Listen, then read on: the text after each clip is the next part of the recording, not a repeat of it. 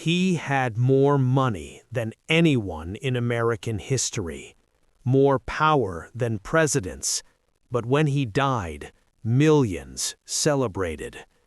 Before you judge him, stay till the end, because this story might change how you see wealth forever. And if you care about real American history, subscribe now. America worships success. We praise billionaires. We admire self-made men. We tell our children that money equals greatness. But there was one man who broke that illusion. A man so rich that if his wealth were measured today, it would exceed $400 billion. A man who built modern America and nearly destroyed it at the same time. His name still echoes through oil, banks, universities, and foundations. But when he walked the streets in his final years, people didn't cheer, they spat. This is not a story about money. This is a story about power, fear, and what happens when one man controls too much of a nation. John Davison Rockefeller was not born powerful. He was small, quiet, physically weak. While other boys played, he counted coins. By age 16, he kept a ledger, tracking every penny he earned and spent. He didn't dream of riches, he dreamed of control. Rockefeller believed chaos was evil, competition was waste, and only order, his order, could save the world. That belief would make him unstoppable. In the mid-1800s, oil was useless. Then came kerosene. Suddenly, oil meant light, power, industry. Rockefeller saw what others didn't.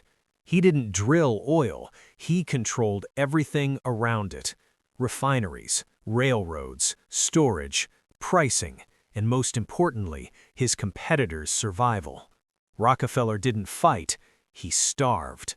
If a rival refinery appeared, he lowered prices, not to compete, but to kill.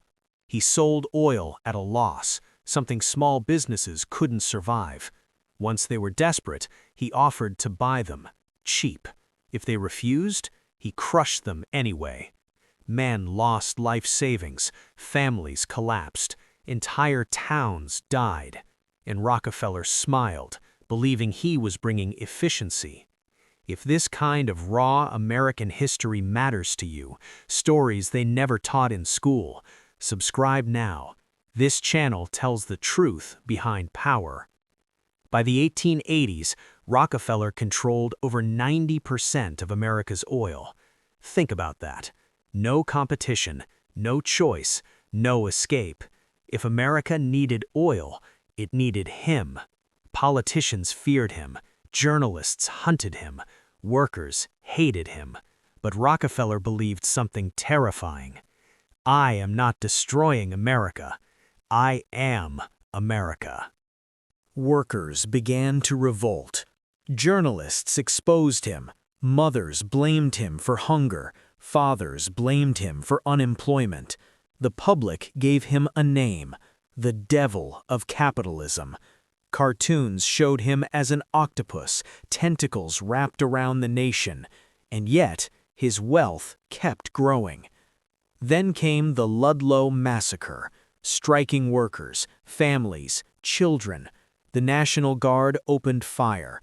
Women and kids died in tents, burned alive. Rockefeller wasn't there, but it was his company. America exploded in rage. For the first time, people didn't just hate him, they blamed him. In 1911, the unthinkable happened. The U.S. government declared war, not with guns, but with law. Standard Oil was broken apart. Rockefeller lost control. Or so America thought. Because when Standard Oil was split, Rockefeller owned shares in every piece. He became even richer. As he aged, Rockefeller gave away money. Hospitals, universities, research. He believed charity could erase hatred. It didn't. People saw blood money. When he handed out dimes to children, parents pulled them away. When he walked, crowds whispered. He had everything, except forgiveness. When Rockefeller died in 1937, America paused. Not in grief, in reflection. Some called him a builder, others a monster. But one thing was certain.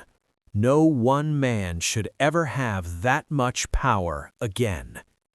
His life reshaped antitrust laws, corporate regulation, capitalism itself. He didn't just change America, America changed because of him. Rockefeller proved something terrifying. Success without limits becomes tyranny. Efficiency without empathy becomes cruelty. Wealth without accountability becomes danger. He built the modern economy and paid for it with hatred. If you believe history matters, if you want stories about power, truth, in America's real past, subscribe now, because the next story might be even darker. America's richest man didn't die poor. He died remembered. And sometimes, that's worse.